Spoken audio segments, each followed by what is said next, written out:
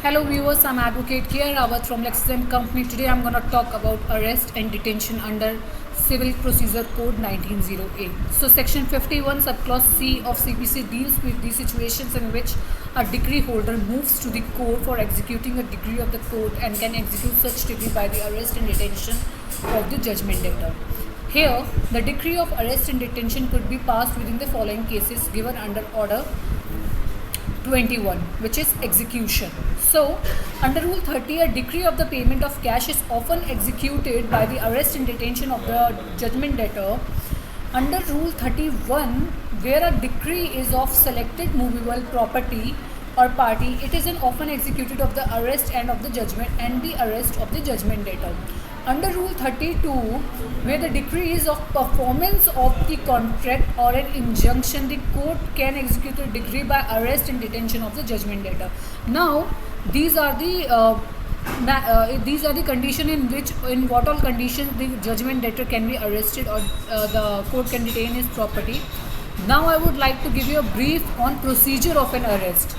So, a judgment debtor could also be arrested in the execution of any decree on any day, any hour, or conditions which are provided in Section 51, Section 55 of CPC. The conditions are as follows: he/she must be brought before the court as soon as possible, and his/her detention could be within the civil prison of the district. Then there should be no homestead that should be entered the sunset before the sunrise. So there shouldn't be any outdoor of the homestead must be broken to enter the house unless the possession of judgment debtor and he/she refuses to open it.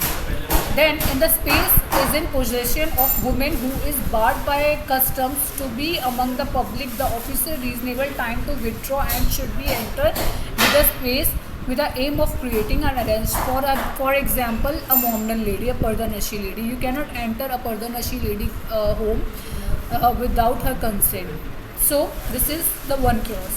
Then if the arrest is formed where the decree is in execution, maybe a decree of cash, and therefore the judgment debtor pays the quantity of decree and price of arrest, the other officer remaining arresting him, the officer must release him. So the court, before issuing a warrant of arrest, must make sure that the notice has been issued to the judgment debtor.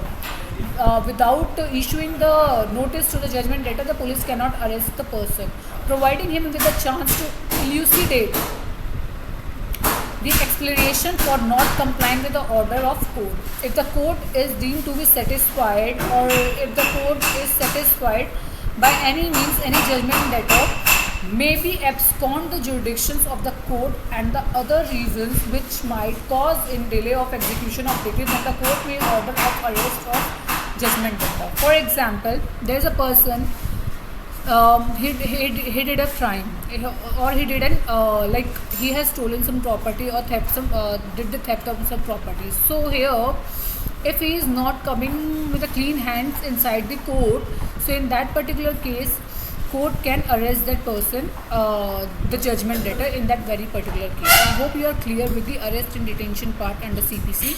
If not, then do let me know in the comment section. I'll clear up all your doubts under arrest and detention of CPC. Thank you so much for watching this video.